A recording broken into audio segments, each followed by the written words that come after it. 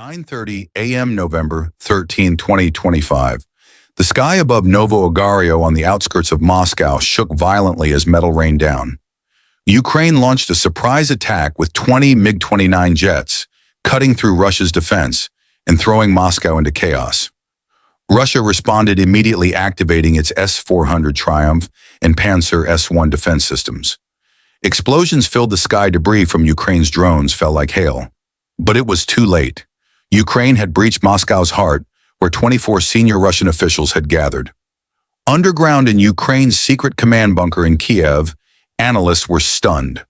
A reconnaissance drone had uncovered Russia's deepest secret, a vast network of tunnels beneath Novo Ogario, including command centers, missile silos, and nuclear weapons facilities ready to launch a nuclear war at any time. The revelation caused alarm in Ukraine. If they didn't act fast, Russia could strike Europe. There was only one chance to strike. Ukraine had to act quickly before Russia could carry out its plan.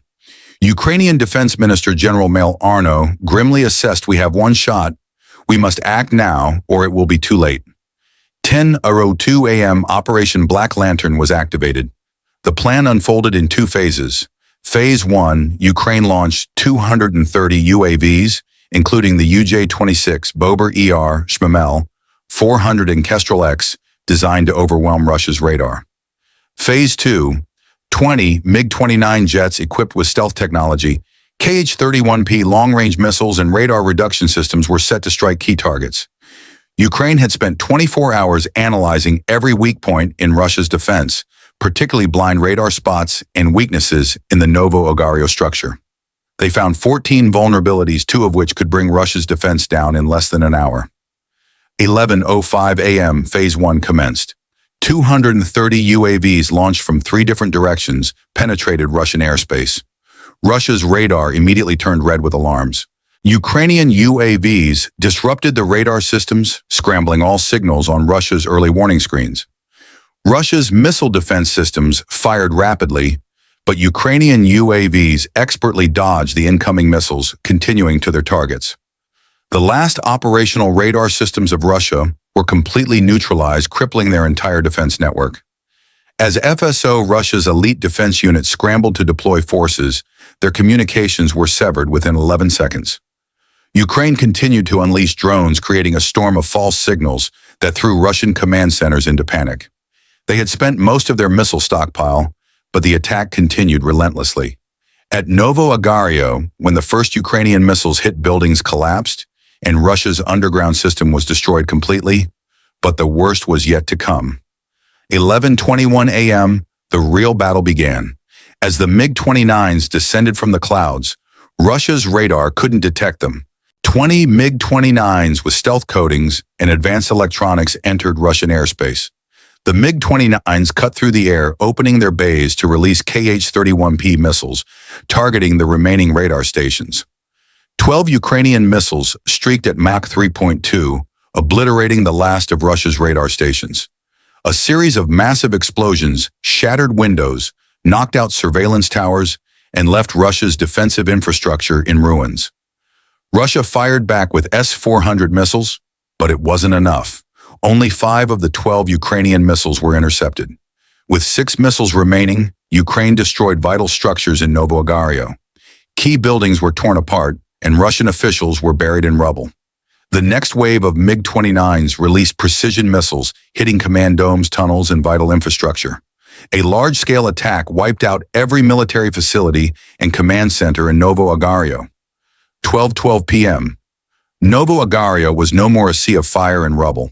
Nuclear facilities, underground tunnels, and command nodes were completely wiped out. Videos of the attack spread on social media, with over 61 million people viewing the footage. Rescue teams faced massive challenges as their vehicles were destroyed, and evacuation efforts were thwarted by debris. Ukraine had succeeded, but it wasn't just a military victory. This attack dismantled Russia's nuclear strategy.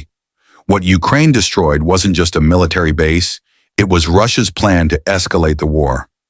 Ukraine didn't win because of sheer force, but because they understood their enemy's weaknesses and were perfectly prepared.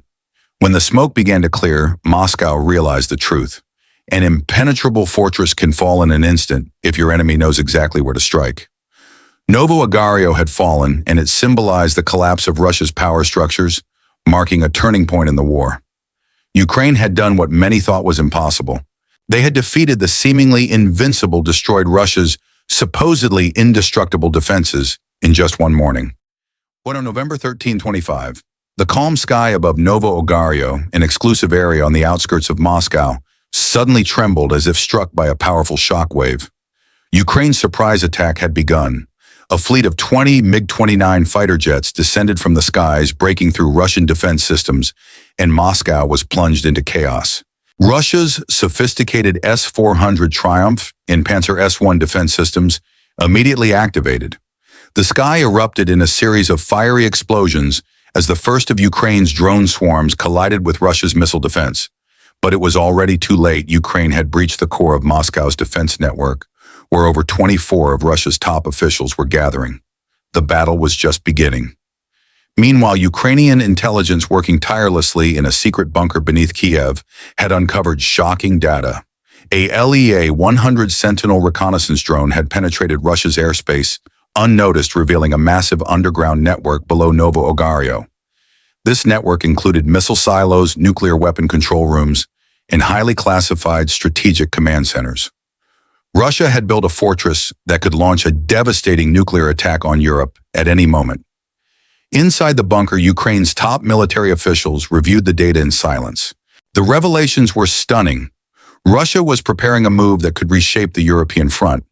If Ukraine didn't act quickly, Russia could trigger the nuclear weapons stored below Novo Ogario. General Mail Arno, the Ukrainian defense minister, stood at the center of the command table, his voice calm but urgent. "We have one chance to strike before it's too late," he said, issuing a clear order. "Activate Operation Black Lantern."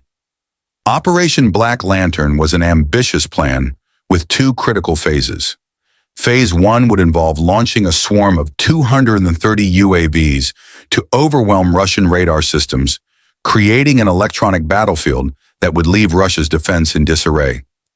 Phase 2 would see a precise strike by 20 MiG-29s, equipped with advanced stealth technology, radar jamming capabilities, and long-range Kh-31P anti-radiation missiles.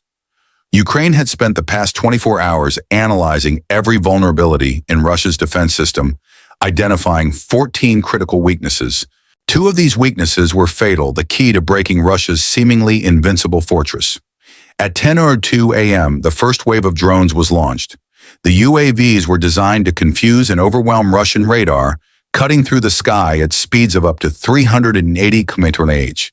As they spread across multiple directions, the drones emitted false signals, mimicking the movements of hundreds of aircraft. Russian defense systems, including FSO shock units and Spetsnaz rapid response teams, scrambled to respond, but they were caught off guard. The S-400 defense systems, designed to intercept airborne threats, unleashed a flurry of missiles. Each missile was capable of reaching Mach 7, but the Ukrainian drones performed a remarkable feat. They adapted. In a swift maneuver, the drones switched to inertial guidance, bypassing the radar interference. The Panzer S-1 systems, which were designed to protect the area from smaller threats, ran out of ammunition in mere seconds after shooting down over 30 drones. As the UAVs continued their assault, Phase 1 achieved its goal. Russia's radar system was overwhelmed. The country's defense network was on the brink of collapse. By the time the last UAVs fell from the sky, the drones had disrupted almost every layer of Russia's defense. At 11:05 a.m., with Russian radar systems failing, the MiG-29s were launched. 20 fighter jets coated in stealth technology entered the airspace above Novo Ogario, remaining virtually invisible to Russian radar. The MiG-29s had no contrails, no exhaust emissions. They were ghosts in the sky. Their approach went unnoticed by the Russian defense units, still reeling from the chaos created by the UAVs. The Ukrainian pilots followed the predetermined path, knowing that Russia's radar network was now blind. As the jets neared their targets, the first 12 Kh-31P missiles were released. The missiles sliced through the air at Mach 3.2, targeting the final operational radar nodes of Russia's defense. The explosions rocked Novo Ogario's outer layers, destroying key surveillance towers and sending shock waves through the estate. Russia responded immediately. Two nearly empty S-400 missile launchers fired off their remaining interceptors, hoping to destroy the incoming missiles. But the speed and precision of the Ukrainian missiles were overwhelming. The result was catastrophic. Only 5 of the 12 Kh-31P missiles were destroyed, while 6 made it through, tearing through Russia's defense systems. At 11:29 a.m., the surviving 6 Kh-31P missiles struck their targets with pinpoint accuracy, obliterating the central command dome and the communications wing of the estate. The blast was so powerful it shattered windows and destroyed critical underground command centers. A deep rumble shook the ground, signaling the beginning of Russia's downfall. Moscow's most secure facility was no longer invulnerable. As the shock waves continued to reverberate, the second wave of MiG-29s dove down from the clouds. The first round of missiles had breached the outer layers of defense, and now the jets would strike at the heart of Russia's command structure. Their targets were clear: the nuclear planning vaults, the central communications hub, and the nuclear missile staging areas. Missile after missile hit their marks. One missile vaporized the command dome. Another exploded near the entrance to Metro 2, the secret tunnel system designed to protect Russia's most vital infrastructure. A third missile tore through a secondary tunnel entrance, causing a chain reaction that collapsed over 600 meters of underground networks. The most secure facility in Russia was now a ruin. The devastation continued for several minutes, with MiG-29s releasing precision warheads, targeting the final defensive structures still standing. The Russian capital's defense systems were being dismantled one by one, piece by piece. Inside the estate, senior officials and command staff scrambled for shelter. But it was already too late. The communications network collapsed. Without the ability to coordinate a response, Russian forces were left in disarray. As the walls crumbled and fire raged, Russia's once impenetrable fortress had become nothing more than a wasteland of fire and debris. By 12:12 p.m., the last MiG-29 pulled away from its strike run, leaving a column of smoke and fire rising into the air. The flames could be seen from the highway outside Novo Ogario. Once considered the most secure residence in the Russian Federation, Novo Ogario had become a landscape of destruction. The impact of the attack didn't end with the surface destruction. Beneath the estate, sensors deep underground detected an enormous shift in pressure, followed by a 3.8-meter subsidence. The shock waves from the earlier explosions had ripped through the complex's underground network, triggering a massive structural collapse.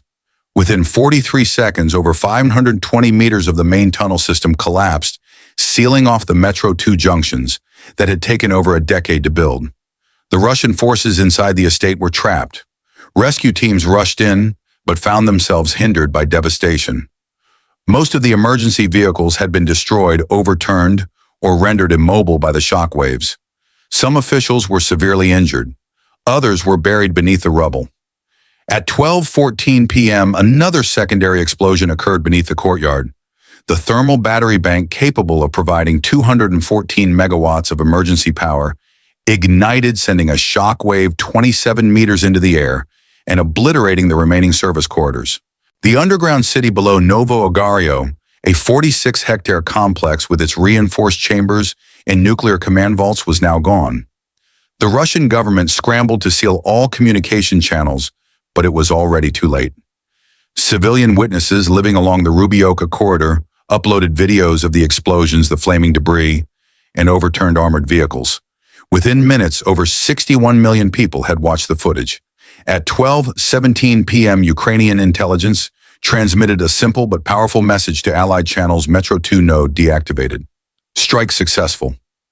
Russia's long-hidden strategic power had been reduced to rubble in just a few hours. Its entire nuclear escalation plan had evaporated. As the smoke from Novo Ogario began to rise over Moscow, the world saw the end of an era. For the first time in modern history, Russia's once impenetrable defenses had been pierced by a coordinated foreign attack. It wasn't a matter of military might, it was intelligence, timing, and precision that made all the difference. Ukraine had dismantled more than just a building or a system. They had dismantled Russia's illusion of invincibility. The attack had lasted less than an hour, but its consequences would stretch far beyond the smoking ruins of Novo Ogario. Ukraine had struck at the very heart of Russia's power, and the world would never look at Moscow the same way again.